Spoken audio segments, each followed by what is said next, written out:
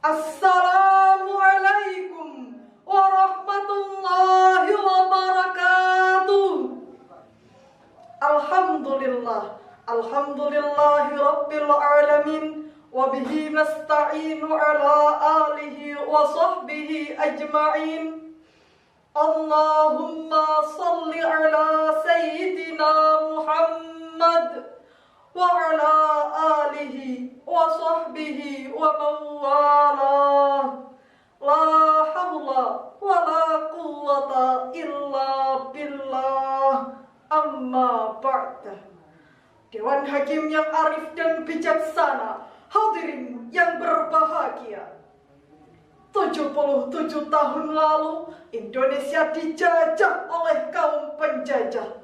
Banyak darah ditumpahkan, nyawa dikorbankan demi satu kata, merdeka. Kini Indonesia telah merdeka. Rakyat dapat tersenyum bangga. Sangsaka merah putih berkibar sempurna, mengudara di angkasa raya. 3,5 abad kita dijajah, dirondong kegelisahan dan ketakutan. Jangankan untuk sekolah, bergerak pun saja kita sudah tidak mampu. Kini saatnya kita bangkit, melanjutkan momentum semangat juang yang pernah terukir dulu. Dengan nasionalisme cinta tanah air, terus berkarya dan mengedepankan akhlak mulia. Oleh karena itu hadirin, pada kesempatan kali ini, perkenankanlah kami memaparkan syarahan Al-Quran yang berjudul Peningkatan Akhlak dan Moral Bangsa melalui kolaborasi politik dan budaya dengan landasan Al-Quran, Surah Al-Furqan ayat 51 sampai 52 sebagai berikut. A'udzu billahi minasy syaithanir rajim.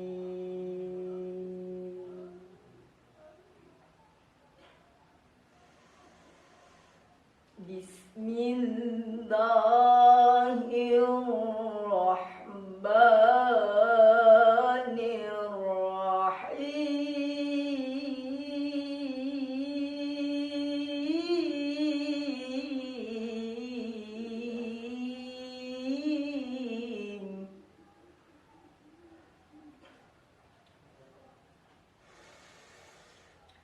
Walau syi'na laba'athna fi kulli qaryatin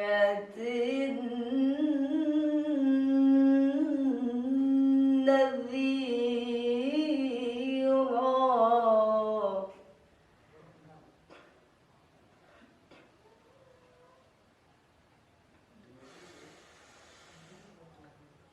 فلا تطع الكافرين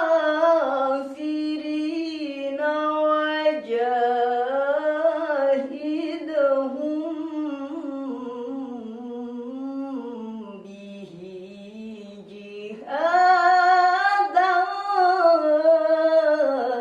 كبيرا. Aku berlindung kepada Allah dari godaan syaitan yang terkutuk dengan menyebut asma Allah yang Maha Pengasih, Maha Penyayang.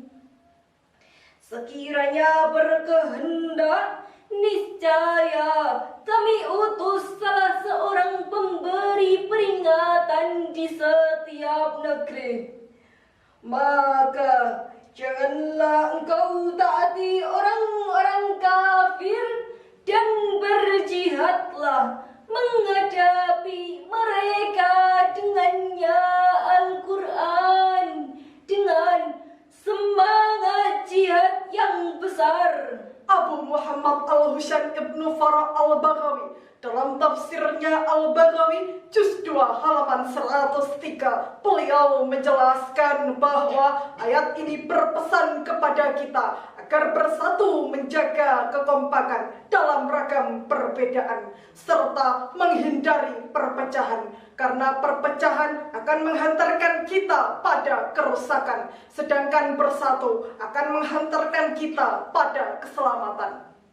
Sebagaimana yang ditekankan dalam syariat bahwa eratnya ukhuwah menjadikan iman kita semakin kuat. Indonesia bersatu, masyarakat taat. insya Allah selamat dunia sampai akhirat. Indonesia ragam suku dan budaya serta bahasa, tapi kita tetap satu jua. Pertikaian, perpecahan, mari kita hempaskan. Dilansir dari Badan Pusat Statistik Indonesia bahwa jumlah penduduk Indonesia terus mengalami peningkatan lebih dari 1 dekade terakhir. Tercatat 275,77 juta jiwa pada tahun 2022 dengan 715 bahasa, menjadikan Indonesia negara dengan bahasa paling kaya kedua di dunia. Masyarakatnya yang multikultural, potensi untuk berbeda pendapat, Dapat menimbulkan perpecahan yang berakibat lemah, bahkan runtuhnya persatuan dan kesatuan bangsa. Na'udzubillah, summa na'udzubillahi min dzalik.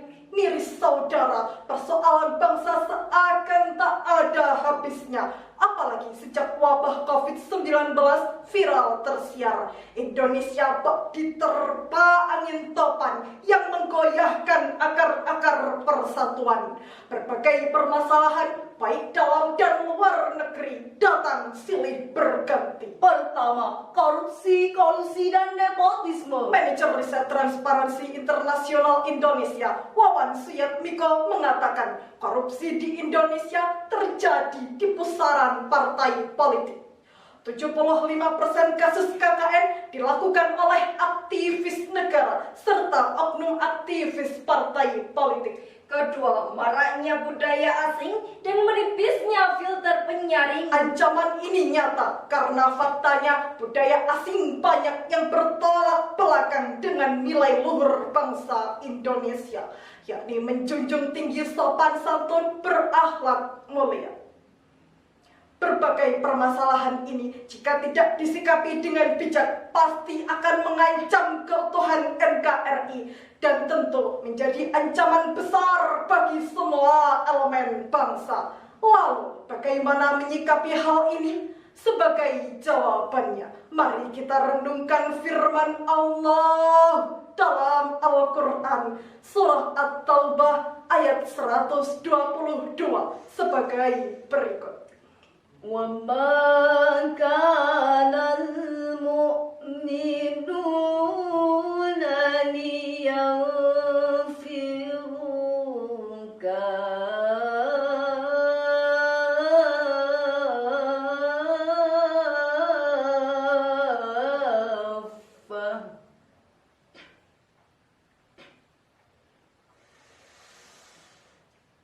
فَلَوْلَا نَفَرَ مِنْ كُلِّ فِرْقَةٍ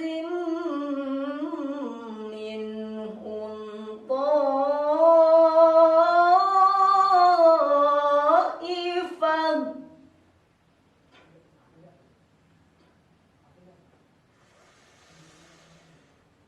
من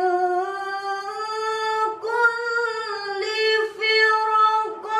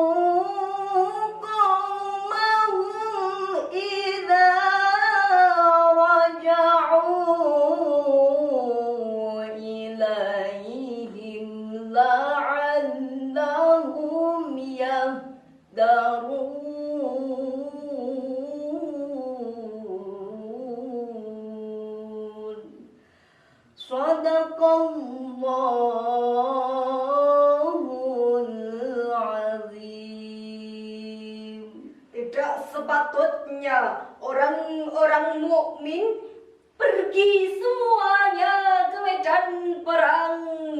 Mengapa sebagian dari setiap golongan di antara mereka tidak pergi tinggal bersama Rasulullah untuk memperdalam pengetahuan agama mereka dan memberi peringatan kepada kaumnya apabila mereka telah kembali, agar mereka dapat menjaga dirinya. Maha benar Allah atas segala firman-Nya. Syekh Muhammad Mahmud Al-Hijazi dalam tafsirnya Al-Wadi Juz 2 halaman 30 beliau menjelaskan bahwa penuntut ilmu di dalam Al-Quran dinilai sepadan dengan orang yang berjuang di medan perang. Tidak hanya mampu berjuang mengangkat senjata, tapi juga intelektualitas berkualitas menjadi wujud nyata kuatnya iman dan benteng kokoh pertahanan. Ada dua hal yang bisa kita lakukan agar keutuhan NKRI tetap terjaga. Di antaranya Dakwah politik dan dakwah budaya berbasis akhlak mulia. Pertama, dakwah politik. Dr. Yusuf Al-Qaradawi dalam bukunya Fatwa-Fatwa Kontemporer jilid 2 halaman 913 beliau menuliskan tentang pemikiran Imam Al-Ghazali bahwa Hujjatul Islam ini pernah mengatakan memperjuangkan kebenaran agama serta mempunyai kekuasaan politik adalah saudara kembar. Agama sebagai landasan perjuangan dan kekuasaan politik sebagai awal perjuangan. Untuk itu, menciptakan politik sehat dengan mengutamakan kepentingan rakyat mutlak dibutuhkan. Kedua, dakwah budaya berbasis akhlak mulia. Sejarah Wali Songo patut menjadi referensi berdakwah dalam rangka menjaga keutuhan bangsa. Sunan Kalijaga misalnya berdakwah dengan pendekatan budaya. Kolaborasi yang beliau suguhkan mampu menciptakan ketentraman dan kenyamanan masyarakat saat itu. Sehingga muncul rasa persaudaraan saling menghargai serta toleransi tinggi terhadap perbedaan. Dari uraian ini dapat kita ambil beberapa kesimpulan. Pertama, menjaga keutuhan NKRI mutlak harus dilakukan oleh semua elemen bangsa. Kedua, melalui berpolitik yang sehat serta berkolaborasi dengan budaya selama tidak bertentangan dengan norma yang ada adalah dua hal yang bisa kita lakukan untuk menjaga keutuhan NKRI. Semoga negara Indonesia dengan keanekaragaman budaya dan agamanya tetap bersatu di dalam Negara Kesatuan Republik Indonesia. Mari kita semua perjuangkan bangsa kita Demi keragaman budaya serta agamanya, tetap bersatu padu untuk negara Indonesia. untuk merasakan negara yang sudah merdeka. Mari kita generasi muda kembangkan diri dan berkarya untuk meraih cita-cita. Jayalah tanah air kita. Lain jalan lihat mantan bawa gebetan, ku ambil batu ku lempar ke kepala mantan. Jangan rindu kalau syarahannya udahan. Kalau rindu, Follow aja IG kita yang insya Allah aman. sekian syarahan Al-Quran yang dapat kami sampaikan. Wallahu muwafiq ila aqwamit thariq. Wassalamu alaikum warahmatullahi wabarakatuh.